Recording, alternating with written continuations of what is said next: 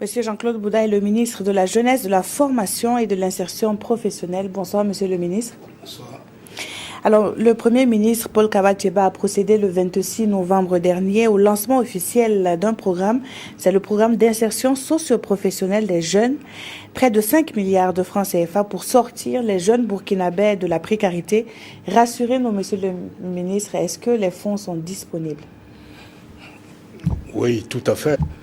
Parce que ce programme-là s'inscrit dans une démarche du respect des engagements du chef de l'État dans son programme, le programme présidentiel, qui fait, en tout cas, qui donne une grande priorité à la question de l'emploi des jeunes.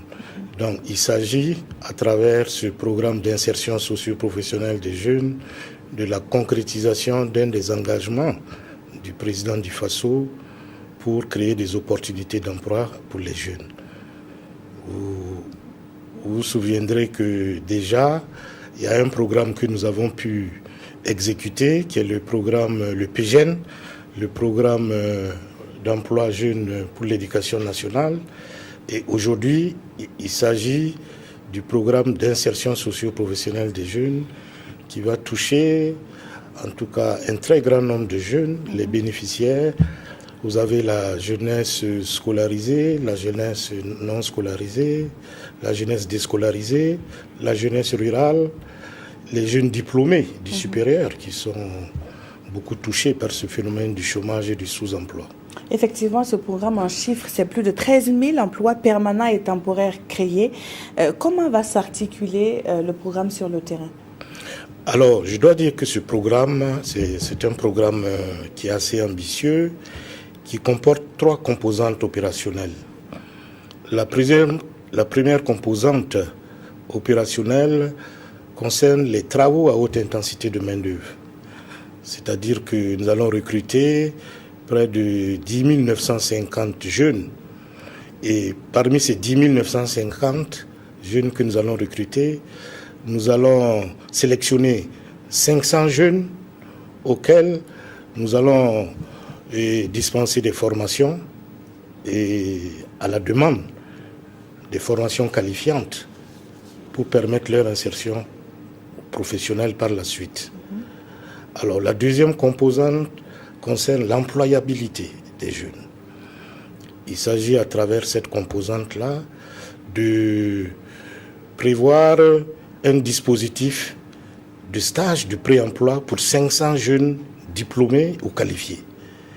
Et ensuite, au niveau de la deuxième action, de cette deuxième composante, il s'agit de former 100 jeunes déscolarisés et non scolarisés à la conduite des engins lourds, des engins des mines et des travaux publics. D'accord. Alors la troisième composante et la dernière, opérationnelle, il s'agit du financement des projets des jeunes. Donc nous allons financer 500 projets des jeunes diplômés du supérieur à travers un appel à projets, et il s'agira de financer des projets innovants et structurants. Et donc pour favoriser l'employabilité, l'auto-emploi des jeunes. Alors tout ceci devra s'exécuter sur 1 an, monsieur le ministre. Est-ce réaliste et surtout réalisable? Oui, tout à fait, parce que vous savez que dans tous les cas au niveau du ministère, nous avons quand même capitalisé un certain nombre d'expériences à travers des programmes similaires qui se sont exécutés. Donc nous pensons que nous pouvons effectivement exécuter ce programme-là en 1 an, parce que déjà au niveau des TIMO, des travaux à haute intensité de main-d'œuvre, les recrutements vont commencer d'ici 2 semaines. Dans tous les cas, avant la fin de l'année, nous allons recruter les 10 950 jeunes pour exécuter les travaux à haute intensité de main-d'œuvre.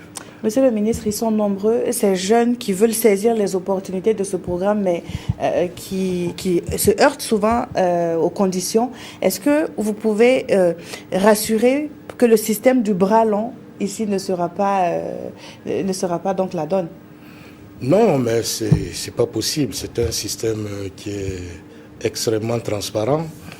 Quand on prend la question des TIMO, des travaux à haute intensité de main-d'œuvre, Ce n'est même pas le ministère en charge de la jeunesse et de l'emploi qui est chargé d'opérationnaliser ce volet.